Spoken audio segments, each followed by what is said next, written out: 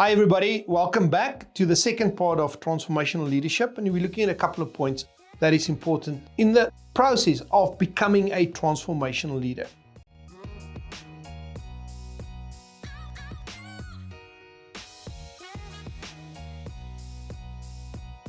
That's probably one of the basic requisites in life to become successful.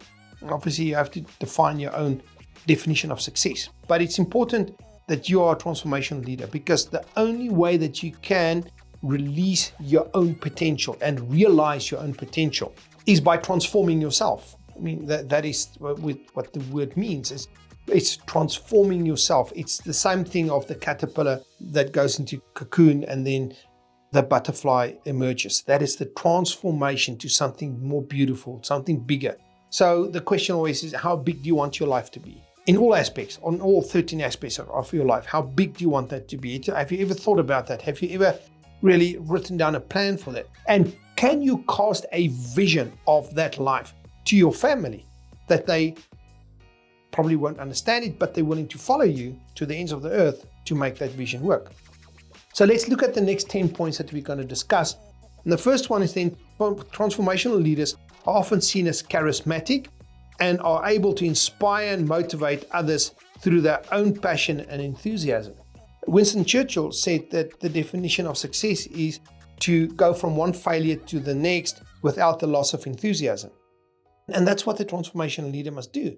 Because the more people you lead, the more flaws you see, and the more you see people stumble. And you must never lose your enthusiasm to be able to lead people through the desert, those desert times, those winter times, into the abundant times when it really goes well.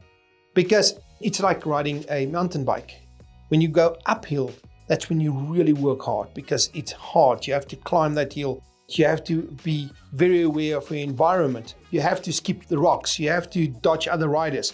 You look for the places where you're going to change gear, that you don't slip on your gears. And you really concentrate. Do you know what? I haven't ever seen anybody fall uphill. Do you know when they fall?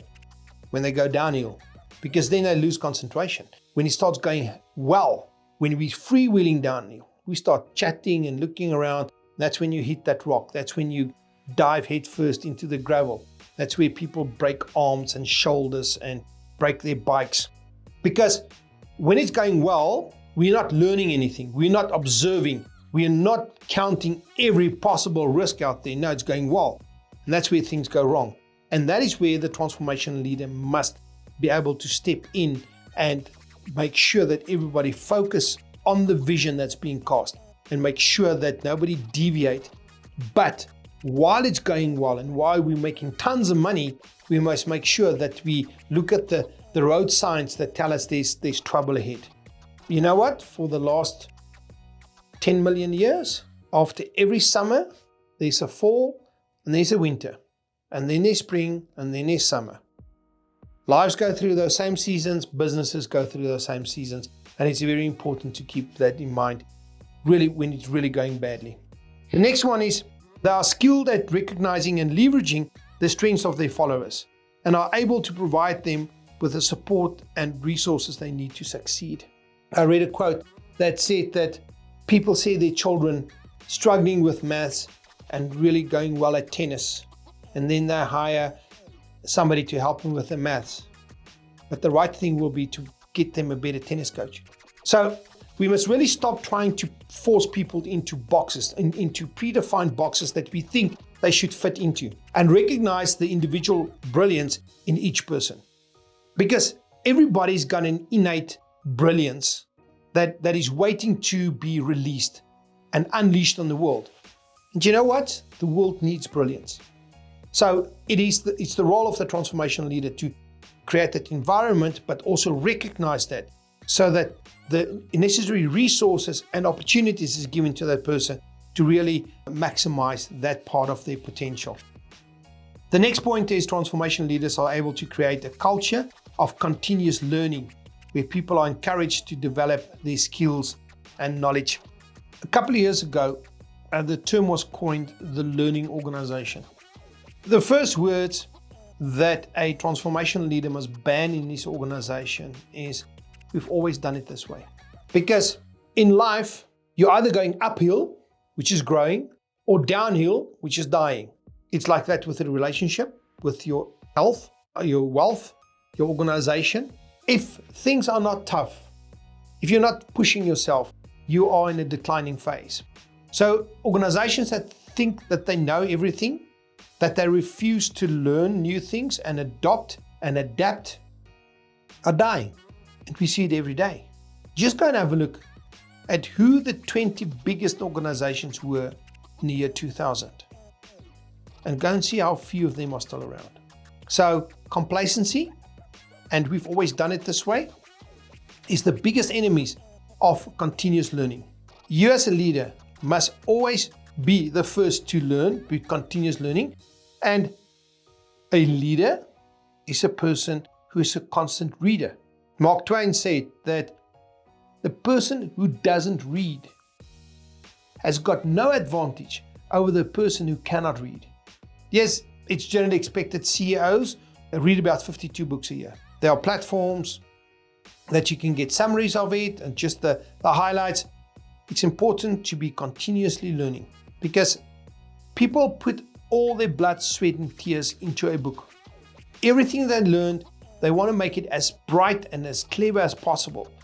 You can only learn from that. And even if you only learn one new thing out of a book, it's worthwhile reading it. So, environment of continuous learning is extremely important. The next point is they are able to balance the needs of the individual with the needs of the organization and are able to create win-win solutions.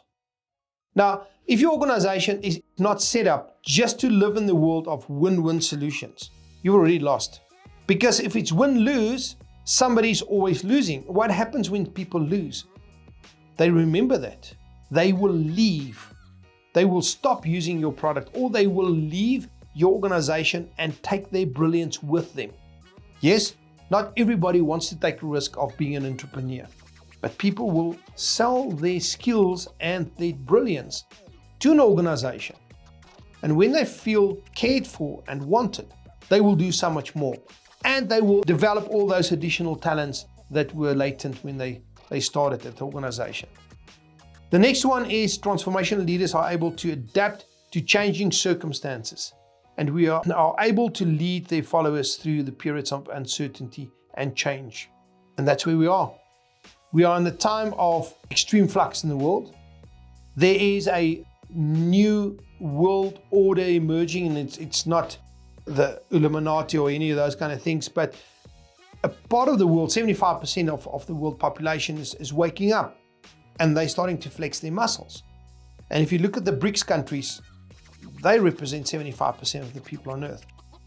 So the political power, the military power, the money power is shifting away from the last 70 years from the US, from Europe, and it's moving more to the East, to the BRICS countries. That will change everything.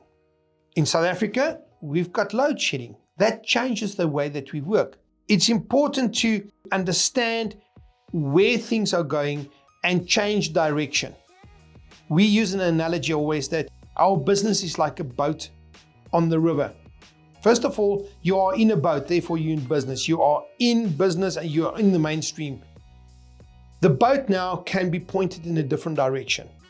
So you can change your tactics, but never change your strategy or your vision of where you want to go.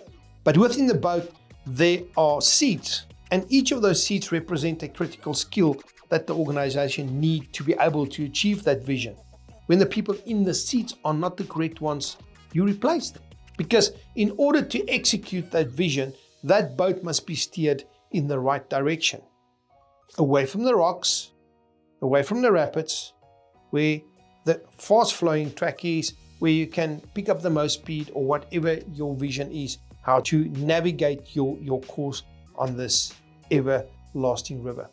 Keep that in mind. Then they are able to provide their followers with a sense of autonomy and control while still maintaining overall direction and control. So a transformational leader is very adept in helping people move up through the levels of Maslow. You all know Maslow's hierarchy of needs, and help people to move up. And I don't know when you looked at it, but the clever people has added a new level before self-actualization, and that is independent work. And that's where you want to get your team to, is when they take accountability of the task at hand, they buy into the vision, they know where you want to go, then you get them to a point where they can work independently and you do not have to micromanage them. Because any leader that is micromanaging people is not a leader. It's a micromanagement manager. And management is linear. We spoke about that. So it's important to ask yourself if your people are, your team is capable of independent work. And we come back to our old age saying that comes from Brad Sugars that say, build a financially viable enterprise that can work without you and grow in your absence.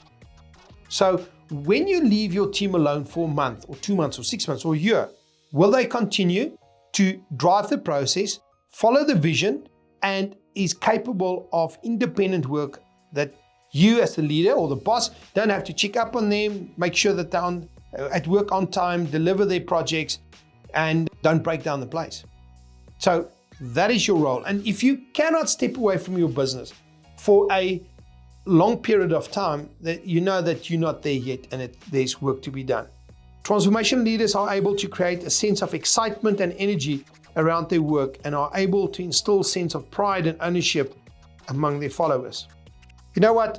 In the US, they are probably the only people that keep proper statistics.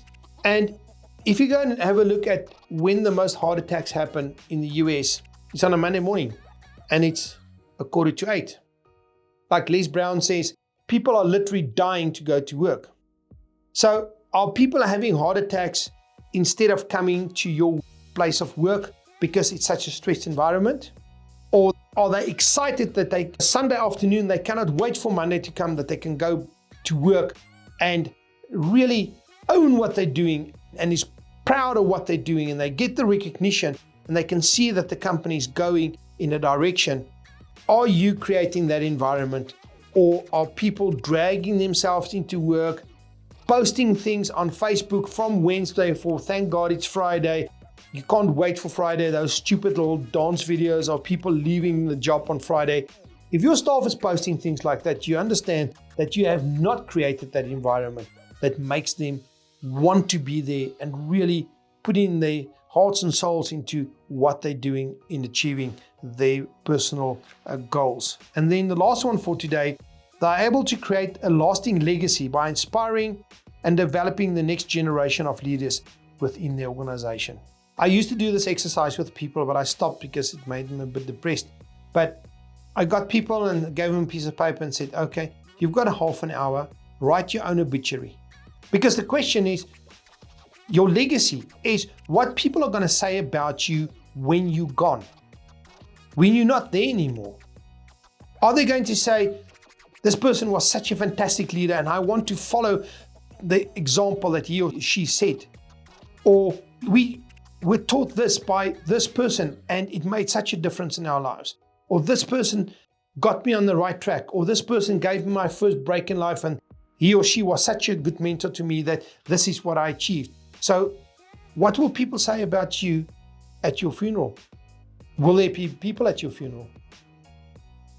Or will there just be a line of people waiting to spit on your coffin? So it is important to look at yourself and say, what kind of legacy am I leaving? Let me use an example of a very well-known retailer in South Africa. And the person who started it many, many years ago never got to know anybody's names. He just gave them numbers. He had a PA system in his office and he would get into this PA system and shout at somebody, say, argument number 9, come to my office. And the person would come to his office and he would crap all over him and fire him. And then that night at 10 o'clock, he will phone them at home and say, you better come to work tomorrow. So when this person left, sold the organization, the people were so traumatized and they had to bring in psychologists to come and fix up the people. Is that the legacy that you want to leave? That people will remember you even 20, 30 years after you left the organization, that is the legacy that you left, that people had to be counseled because of the trauma that you inflicted on them? Or do you want people to really get together and save money to put up a statue for you so that they can remember you every day for the wonderful things you did? Not that you need the statue, but the difference you made in people's lives. That people will tell their grandchildren about this phenomenal person that was part of their lives for a short period of time, but had this phenomenal impact on their lives. So tonight, when you go to bed, the last few minutes before you fall asleep, think about what is the legacy that you want to leave? And what do you want people to say about you when you're dead? Or will people forget about you 30 days after you're dead? So think about that. Transformational leadership is what this world needs, is what we all need, because we need to change from what we have. Einstein said that the level of thinking that created the problems is not the level of thinking that's going to get us out of that. The world's got enough problems. We need to find new solutions for those problems. The only way we're going to get there is through transformational leadership. Have a great one. I'll see you in the next lesson.